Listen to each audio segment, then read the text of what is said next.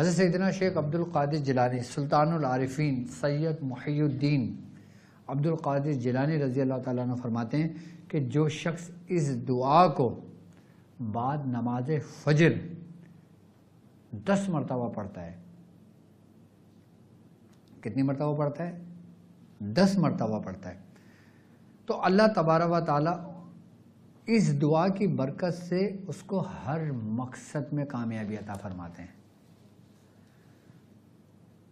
یہاں تک آپ فرماتے ہیں کہ اگر دنیا میں اس کا اجر نہ ملے تو قیامت کے دن اس کا دامن گیر ہوں گا، یعنی کہ میں اس کی شفاعت کرواؤں گا رب کے حضور۔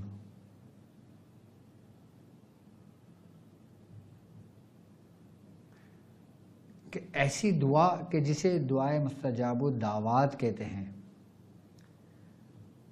اب آپ کے من میں کچھ ہے، آپ اس کو فجر میں 10 مرتبہ پڑھیں جیسے سرکار غوث پاک نے فرمایا۔ اب بزرگان دین اس عمل کے بارے میں فرماتے ہیں کہ اس دعا کو یاد کر لو اور اپنے بچوں کو بھی یہ دعا یاد کرواؤ۔ اگر وہ کسی جج کے سامنے جاتے ہیں اور جج اس کے حق میں فیصلہ نہیں کر رہا ہوتا، اس کو معلوم ہے کہ کیس میرے حق میں نہیں ہے اور میں حق پر ہوں، میں حق پر ہوں اور میرے حق میں فیصلہ نہیں ہو رہا کچھ غلط فہمیوں کی وجہ سے، تو وہ شخص اس دعا کو 10 مرتبہ پڑھنا شروع کر دے جج کے سامنے، فیصلہ بدل جاتا ہے۔ اگر کسی ظالم حاکم کے سامنے جایا جائے اور اس دعا کو پڑھا جائے تو جو شخص پڑھے وہ اپنی دلی مراد پائے۔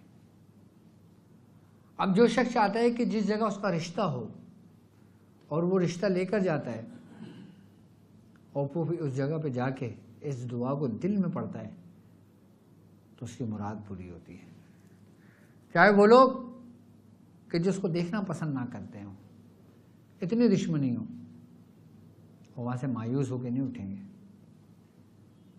اس کو دعائے مستجاب الدعوات ایسی تھوڑی کہا گیا ہے۔ کسی سے کوئی بات بھی منوانی ہو،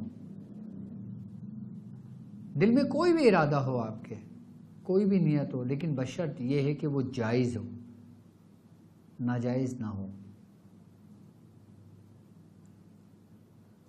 ہر جائز کام کے لیے آپ نیت کر کے اپنے جائز مقاصد کو پا سکتے ہیں اس دعا کی برکت سے، اس دعا کے وسیلے سے، اس دعا کی نسبت سے۔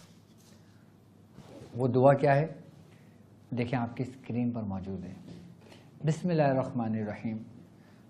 سبحان القادر القاہر القوی المعنی لا الہ الا ہوا یا حی یا قیوم یا حی یا قیوم یا ذو الجلال والاکرام ولا حول ولا قوت الا باللہ العلی العظیم۔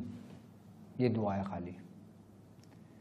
اس دعا کو یاد کر لیں، اور اگر مثال کے طور پہ آپ کسی سے قرض مانگنے جاتے ہیں لیکن آپ کی نیت یہ ہو کہ قرض میں اس کو لوٹا دوں، پریشان ہوں، مجھے فلاں جگہ سے پیسے آئیں گے میں اس کو دے دیتا ہوں، لیکن آپ کو لگتا ہے یار اگر میں سے مانگوں تو مجھے شرمندگی ہوگی، آپ اپنے دل میں نیت کریں کہ میں جاتا ہوں اور اس دعا کو پڑھیں۔ آپ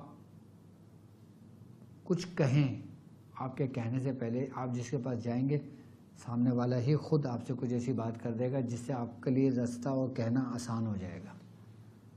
وہ یہ نہیں کہے گا ہاں میں تجھے قرض دے رہا ہوں تو قرضہ مانگنے آیا ہے، ایسے نہیں ہوگا، لیکن ایسا رستہ بن جائے گا کہ آپ کو کہنے میں شرمندگی نہیں ہوگی اور آپ کا کام ہو جائے گا۔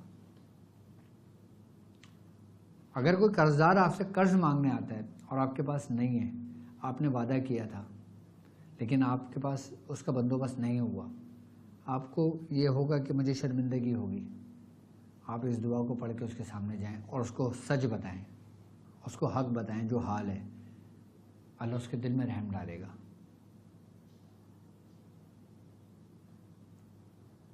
کسی کو ناحق سزا ہو گئی ہو، اس سزا تک کو ٹال دیتی ہے دعا۔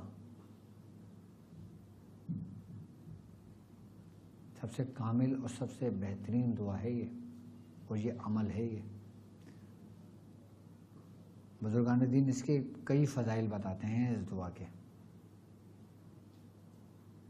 یعنی کہ من میں تمہارے جو کچھ ہو وہ پورا ہو، یہ ہے اس دعا کی برکت۔